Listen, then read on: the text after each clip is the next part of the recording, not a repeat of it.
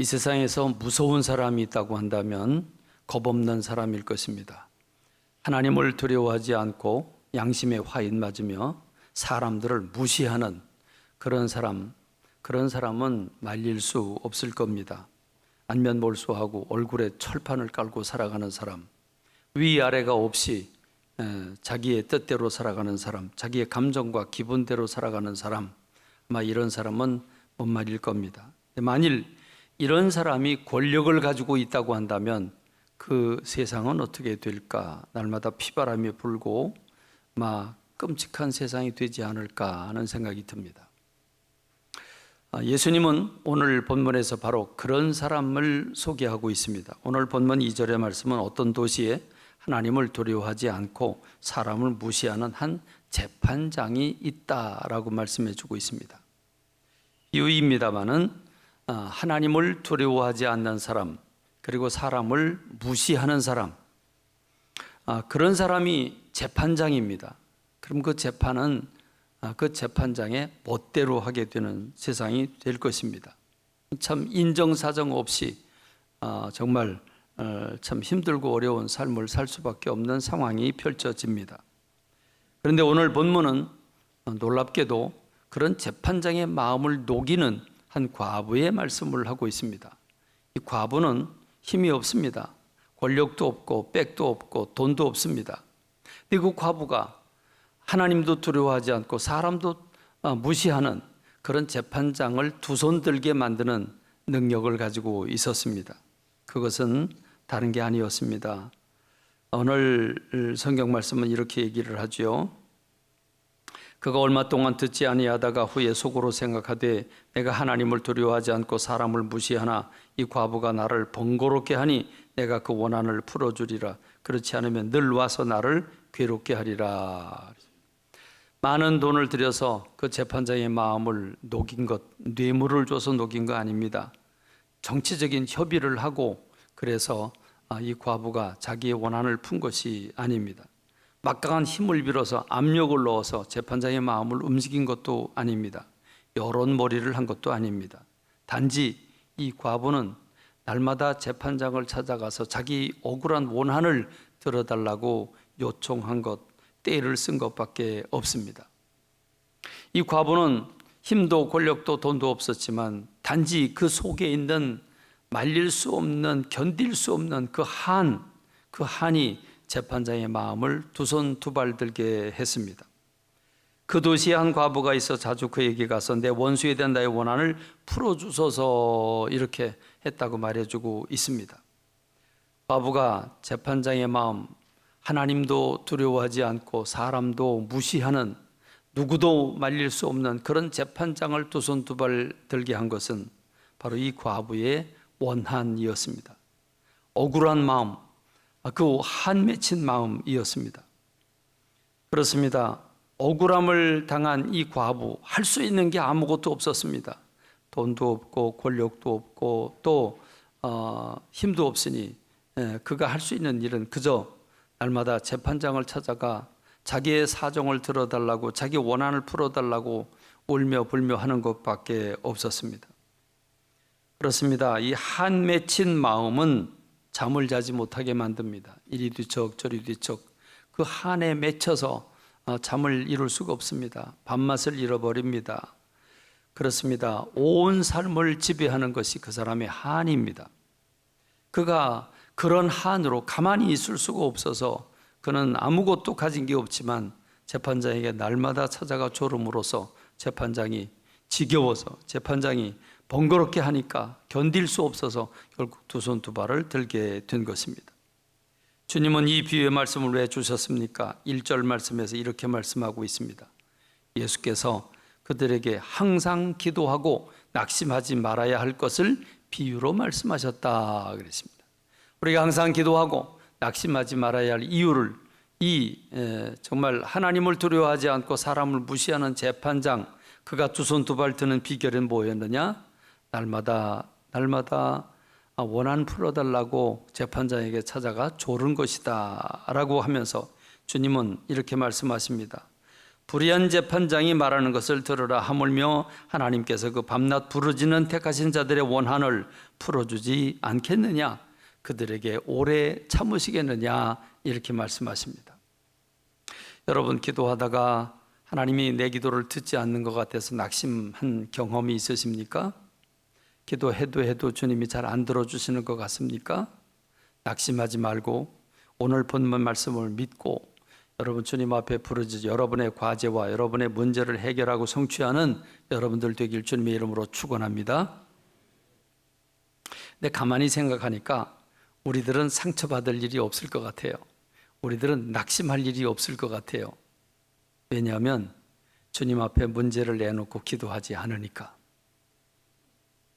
기도를 해야 뭐 들어달라고 부르짖어 막 그냥 때를 쓰고 기도하는데 하나님이 안 들어주면 낙심도 할 텐데, 기도를 안 하니까, 부르짖지를 않으니까, 문제를 주님 앞에 내놓지 않으니까 상처도 안 받지요.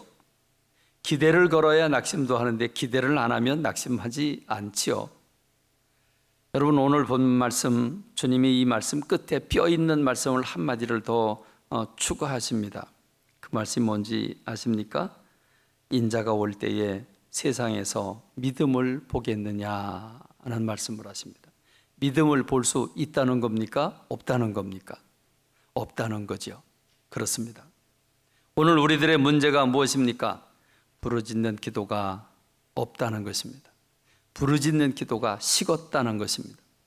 여러분, 정말 울며 불며 부르짖어 기도한 적이 언제입니까? 언제 그렇게 기도해 보셨습니까? 주님은 밤낮 부르짖는 자를 찾고 계십니다. 그런 사람들을 외면하지 않으시고 속히 들어주신다고 말씀하십니다. 그 마음에 맺힌 그 한이 밤낮 주야로 주님 앞에 나와서 부르짖어 기도하도록 만들어줍니다. 그 한을 어찌 우리 주님이 들어주지 않으시겠냐고 말씀하십니다. 그런데 오늘 우리가 왜 기도하지 않을까요? 우리가 왜 부르짖어 기도하지 않을까요? 그것은 우리가 기댈 언덕이 많기 때문에 그렇습니다. 아프면 어느 병원에 어느 의사가 유명하다. 그래서 우리는 그 용한 의사를 찾아 병원을 찾아갑니다. 그게 지름길이라고 판단하기 때문입니다. 문제가 생기면 돈이면 은행을 찾아가고 힘 있는 사람을 찾아가거나 또는 다른 길 찾게 마련입니다. 굳이 하나님께 찾아오지 않아도 문제를 이렇게 저렇게 해결할 수 있으니 굳이 주님께 오지 않아도 되는 겁니다. 어쩌면 우리는 돈이 없어서 문제지 돈만 있으면 모든 문제를 다 해결할 것이라고 하는 막연한 기대가 우리들 속에 있습니다. 이게 오늘 현대를 살아가는 오늘 우리 현대 크리스찬들의 심각한 문제가 부르짖음이 식어졌다.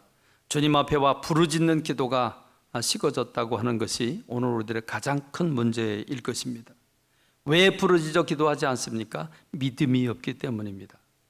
주님이 내 기도를 들으신다고 한 믿음이 있으면 울며 불며 밤낮 매일 주님 앞에 찾아나와 몸부림치며 기도할 것입니다. 주님이 고쳐줄 수 있는 분이고 고쳐주신 분이라고 한 믿음이 있으면 주님께 오게 마련인 것입니다. 그렇습니다. 여러분, 우리의 딜레마는 문제가 있음에도 불구하고 주님께 찾아와 부르짖어 기도하지 않는다는 데 문제가 있는데, 그것은 우리 기댈 언덕 때문이다. 그렇다고 한다면 주님께서 인자가 올 때에 믿음을 볼 수 있겠느냐 하는 얘기는 볼 수 없다는 말 아니겠습니까? 어느 날 제자들이 예수님께 이렇게 묻습니다. 예수님, 우리의 믿음을 더 크게 가질 수 있도록, 큰 믿음을 가질 수 있도록 주님 우리를 도와주소서라고 했더니 예수님께서 큰 믿음이 너희들에게 필요하냐? 아니다. 진실한 믿음이 필요하다. 그러면 주님이 이렇게 말씀을 하십니다. 너희에게 겨자씨 하나일 만한 믿음이 있으면 저 뽕나무가 옮겨져서 저 바다에 가서 빠지우라 해도 이루어질 것이다. 이렇게 말씀을 하십니다. 여러분, 겨자씨가 무슨 주먹만 합니까? 사람 머리통만 합니까? 아닙니다. 겨자씨는 그 이스라엘에서 본 겨자씨는 우리나라의 봉숭아 씨하고 크기가 비슷했습니다. 봉숭아 씨가 얼마나 합니까? 손톱만도 못합니다. 오늘 우리에게 진실한 믿음, 하나님 내 기도를 들으실 것이라고 하는, 하나님이 전능하신 하나님이라고 하는, 하나님 앞에 문제를 가지면 반드시 들어주신다고 한 믿음이 손톱만큼이라도 있다면 주님 앞에 찾아나와 울며 불며 기도할 것이고, 부르짖어 기도할 것이고, 몸부림치며 기도할 것이라고 하는 겁니다. 문제는 예수님이 재림하실 때, 그때가 되면 믿음을 가진 사람을 찾아볼 수 있겠는가? 없다라고 하는 점에서 오늘 우리 가슴이 서늘해집니다. 그러므로 오늘 우리가 이 시대에 과학이나 물질이나 또는 세상의 힘을 믿지 말고 전능하신 하나님께 달려와 여러분의 문제를 놓고 해결하고 여러분의 과제를 성취하는 여러분들이 되기를 주님의 이름으로 축원합니다. 오늘 우리가 기도하지 않는 이유는 기댈 언덕이 있기 때문이다. 특별히 그 중에 하나가 오늘 자기 자신을 신뢰하는 믿음이 크기 때문에 그렇습니다. 우리가 기도하지 않는 이유가 바로 여기에 있습니다. 예수님은 놀랍게도 이 누가복음 18장의 비유를 주신 이 본문 8절의 말씀 그 다음의 말씀을 보면 자기를 의롭다고 믿고 다른 사람을 멸시하는 자들에게 비유로 두 사람을 비교해 주시는 말씀을 주고 있습니다. 자기를 의롭다고 믿고 다른 사람을 멸시하는 사람의 비유를 주셨다고 했습니다.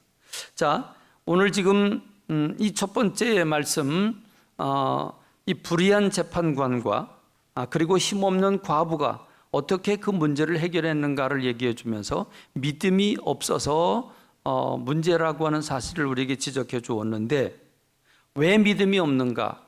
자기를 붙잡고 자기를 신뢰하기 때문이라고 하는 사실을 누가는 이 첫 번째 불의한 재판관 비유로 바로 이어서 그 대답을 주고 있는 겁니다. 두 사람을 비교해 주고 있죠. 하나는 바리새인이고 하나는 세일인데, 이 바리새인과 세일은 극대극입니다. 바리새인은 하나님을 잘 믿는 사람, 그리고 누가 봐도 의롭다고 하는 사람이고, 세일이는 누가 봐도 더러운 사람이고 강도고 매국노고 도둑과 같은 사람이라고 판단하고 있는 그런 시대에 이 두 사람은 대칭 구조를 가지고 있습니다. 그런데 바리새인이 이렇게 기도를 합니다. 서서 따로 그랬습니다. 다른 사람과 분리를 해서 자기의 모습을 드러내 보이기 위해서 서서 따로 기도하는데, 하나님이여, 나는 다른 사람들 곧 토색, 불의, 간음하는 자들과 같이 아니하고 이 세리와도 같이 아니함을 감사합니다. 나는 일에 2번씩 금식하고 또 소득의 11조를 드리나이다.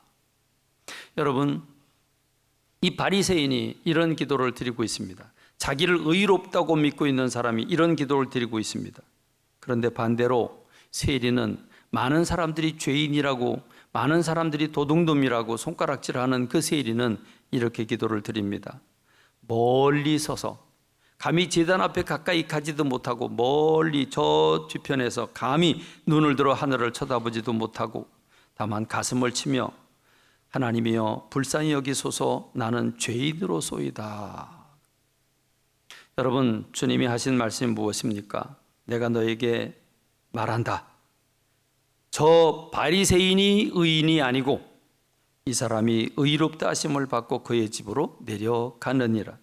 무릇 자기를 높이는 자는 낮아지고 자기를 낮추는 자는 높아지리라 말씀을 하십니다. 여러분, 이 말씀 우리가 들을 때 우리는 거의 대부분 이 말씀은 바리새인에게 주고 있구나, 나하고는 관계가 없구나 이렇게 생각하지만, 여러분, 우리의 기도를 한번 분석해 볼까요? 우리는 어떻게 기도합니까? 주님 앞에 엎드리면, 하나님, 오늘 하루 주님께서 나와 동행해 주셔서 그렇게 특별하게 커다란 죄를 짓지 아니하고 그래도 주님과 더불어 동행하고 주님 뜻대로 살라고 몸부림치면서 하루를 살게 해주시니 감사합니다. 주님, 이렇게 해주신 것도 감사하고 이런 열매를 맺은 것도 감사합니다. 여러분, 그렇게 기도하십니까? 안 하십니까? 그렇게 기도하지 않습니까? 그러면 바리새인이 지금 나는 다른 사람들 토색, 불의, 간음하는 자들과 같지 않고 세리와도 같지 않음을 감사합니다. 난 일에 2번씩 금식하고 소득의 11조 드립니다. 그 바리새인이 드리는 기도와 우리의 기도가 뭐가 다릅니까? 거의 일치하지 않습니까?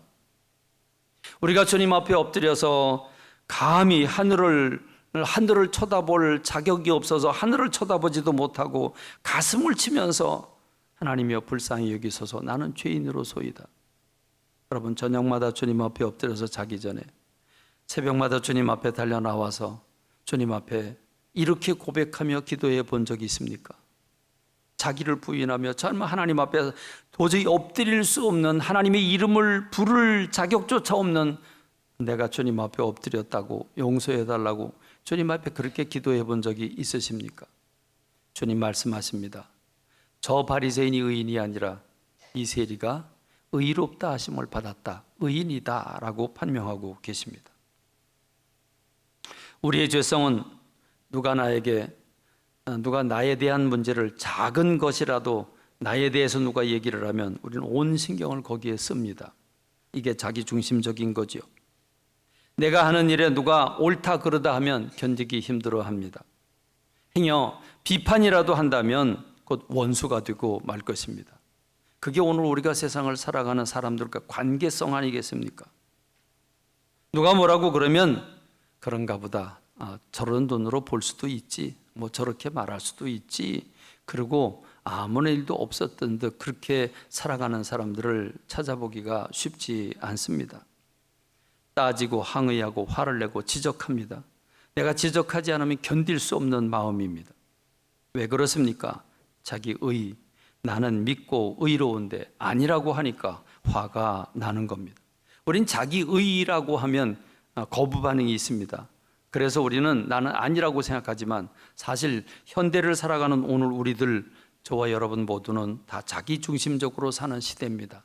자기가 옳은 판단을 내리고 있고 자기가 하는 일은 그래도 최선을 다하고 있다고 하는 믿음을 가지고 사는 시대가 오늘 우리가 사는 시대라고 말할 수 있을 것입니다. 오늘 우리 안에서 근본적으로 우리의 죄성이 있는데 그 죄성은 나보다 나은 사람을 보면 시기하게 돼 있고 나보다 못한 사람을 보면 멸시하고 그 사람 앞에서 우쭐거리는 경향이 나도 모르게 있는 것이 오늘 우리가 사는 세상의 죄의 모습입니다. 오늘 우리에게 꼭 필요한 것, 정말 필요한 것, 지금 시급히 필요한 것은 하나님을 향한 간절한 마음입니다. 하나님을 향한 사모하는 마음입니다. 그래서 누가는 그 다음 사건을 누가복음 19장으로 넘어가면서 삭개오의 사건을 보여주고 있습니다. 누가가 편집한 이 방향과 흐름을 보면 분명한 목적을 가지고 전개하고 있음을 우리가 알 수 있습니다. 삭개오의 비유, 삭개오라 이름하는 자가 있으니 세리장이요 또한 부자라 그랬습니다. 세리장이고 부자라고 했습니다. 이 삭개오라고 하는 사람을 소개하는 두 가지죠. 세리장. 자, 세리장입니다. 세리는 당시에 이 로마라고 하는 나라가 이스라엘을 지배하고 있었기 때문에 이 세리들은 이스라엘 사람들에게 세금을 받아서 로마 정부에 갖다 바치는 역할을 합니다. 그러니까 이 이스라엘 사람들에게 있어서 세리는 매국노고 거기다 정당하게 받아야 할 것만 받으면 괜찮은데 더 많이 받아가지고 착복을 하니까 이 사람은 도둑놈이요 강도라고 하는, 그래서 세리 곧 죄인이라고 하는 공식을 붙이게 되는 그런 상황입니다. 그런 세리 대장입니다. 세리장입니다. 그리고 그가 공교롭게도 부자입니다. 그러니 사람들이 이 세리장을 어떻게 대우해 주겠습니까? 도둑놈 취급하듯이, 강도 취급하듯이, 매국노 바라보듯이 그렇게 바라보지 않았겠습니까? 이 삭개오라고 하는 사람의 마음이 어떻겠습니까? 자기는 부자이고 든든한 직업을 가지고 있지만 그럼에도 불구하고 사람들에게 인정을 받지 못하고 늘 소외되고 늘 아파하고 늘 갈등하면서 헛헛해하는 마음을 가지고 살아가고 있습니다. 그런 그에게 희소식이 들려옵니다. 예수님께서 자기네 동네를 지나가십니다. 그래서 이 삭개오가 예수님을 따라갑니다. 그런데 많은 사람들이 와서 예수님 주변을 둘러싸고 있기 때문에 키가 작은 삭개오가 예수님을 뵐 수가 없었습니다. 그래서 어떤 성경은 뽕나무라고 얘기하고 있고 어떤 성경은, 오늘 이 누가복음 성경은 돌 무화과나무라고 얘기를 하고 있습니다. 그게 무화과나무든 뭐 느티나무든 무슨 나무든 관계없습니다. 그는 나무로 올라갑니다. 높은 곳에서 예수님 내려다보고 흡족해 하고 있습니다. 그 삭개오의 인정받지 못하고 허전해하고 외로워하고 소외된 그런 마음, 예수님을 향해서 갈망하는 마음을 가지고 있는 그 삭개오의 마음을 주님 읽으셨습니다. 그래서 예수님은 삭개오가 올라간 그 나무 밑으로 가십니다. 그리고 삭개오의 이름을 부르십니다. 삭개오야, 내려오라. 내가 오늘 내 집에 유하겠다라고 말씀을 하십니다. 여러분, 이 삭개오라고 하는 사람이 얼마나 기뻤던지 급히 내려와 즐거워하며 영접했다라고 말해주고 있습니다. 급히 내려와 즐거워하며 영접했다. 그건 삭개오라고 하는 사람이 얼마나 예수님을 사모했는지 읽혀지는 부분입니다. 그리고 예수님께 주문하지도 않았는데, 예수님이 명령하지도 않았는데 이렇게 자기가 자원해서 먼저 얘기를 합니다. 삭개오가 서서 주께 여짜오되, 주여 보시옵소서, 내 소유의 절반을 가난한 자들에게 주겠으며 만일 누구의 것을 속여 빼앗은 일이 있으면 네 갑절이나 갚겠습니다. 여러분, 이 말씀을 보면 삭개오가 남의 돈을 갈취했습니까? 안 했습니까? 했다는 얘기가 없죠. 만일 했다면 내가 4배나 갚겠다고 얘기를 합니다. 예수님이 너희 재산의 절반을 가난한 사람들에게 갖다 주라, 그런 얘기 안 했습니다. 자기 스스로 얘기를 합니다. 왜 그렇습니까? 예수님을 만나 행복을 얻었기 때문에 그는 자기 스스로 자기를 낮추고 자기를 해체시키면서 예수님 앞에 자기 것을 다 내놓게 된 것입니다. 그런데 정작 이 모습을 보고 사람들은 박수를 치고 기뻐해야 되는데 사람들은 어떻게 반응을 보이고 있습니까? 뭇사람이 보고 수군거려 이르되 저가 죄인의 집에 유하로 들어갔도다 그랬습니다. 여러분, 이게 오늘 우리의 모습은 아닐까요? 사랑하는 성도 여러분, 삭개오는 사람들에게서 죄인 취급을 받았습니다. 소외된 사람들이었습니다. 그랬기 때문에 오히려 그는 사람들에게 인정을 받지 못하고 늘 소외되고, 그랬기 때문에 그 마음이 늘 갈망이 있었습니다. 예수님을 향한 갈망, 하나님을 향한 갈망이 있었습니다. 그 부족이, 그 인정받지 못함이, 그 소외됨이 주님을 향한 마음으로 향했고, 그 간절한 마음이 그는 체면도 다 벗어버리고 뽕나무로, 무화과나무로 기어 올라가는 그런 마음을 읽으신 예수님께서 그에게 이렇게 말씀을 하십니다. 너도 오늘 아브라함의 후손이 되었도다라고 말씀을 하십니다. 여러분, 그는 이미 이스라엘 사람입니다. 아브라함의 후손입니다. 그런데 오늘 영적 구원이 이루어졌다고 주님이 선포하고 계시는 겁니다. 그렇습니다. 여러분, 이런 사모하는 마음, 오히려 사람들에게 인정받고 내가 사람들 앞에서 자기를 드러내고 인정받고 사람들에게 칭찬을 받고 그러면서 그것으로 내 영혼을 채우는 것이 아니라, 나는 하나님 앞에서 부끄러운 사람이라고, 죄인이라고, 나는 주님의 얼굴을 쳐다볼 자격조차 없다고 그러면서 늘 아파하는 마음을 가지면서 주님을 향한 간절히 사모하는 마음을 가질 때 그는 진정한 행복을 얻을 수 있게 되는 줄로 믿습니다. 주님 앞에 기도하지 않는 것은 자기 자신을 믿기 때문이고 자기의 실력을 믿기 때문입니다. 오늘 우리가 사는 시대는 자기중심 시대이기 때문에, 실력이 있어야 존재하는 시대이기 때문에 열심히 배우고 읽고 공부하고 학원 다니고 전문 기술을 배우고 그러면서 기술을 닦아놓으면 내가 전문가라고 생각을 하고 내가 하는 일은 다 옳다고 내가 하는 것처럼 해야 된다고 믿고 있는 그런 시대, 자기의 시대를 살고 있는 게 오늘 우리 시대입니다. 그런데 주님은 어린아이처럼 자기를 부인하라고 말씀하시고 삭개오처럼 그렇게 간절한 마음으로 주님 앞에 부르짖어 자기를 부인하고 엎드리는 주의 사람들 되라고 말씀하고 계십니다. 세리처럼 자기를 부인하고 주님 앞에 엎드리는 주의 사람들 되기를 요청하고 계십니다. 그렇습니다. 예수 그리스도가 마침내 오셔서 우리가 이 땅에서 뿌려놓은 모든 것들에 대한 결산을 해주실 때가 있을 것입니다. 잘했다고, 충성했다고, 너는 10고을을 다스리라, 넌 5고을을 다스려라. 여러분, 주님이 이 땅에 오셔서 저와 여러분들에게 면류관을 씌워주실 걸 생각하고 그 나라를 위해서 씨를 뿌리고 충성하고 헌신하는 저와 여러분들이 되기를 주님의 이름으로 축원합니다.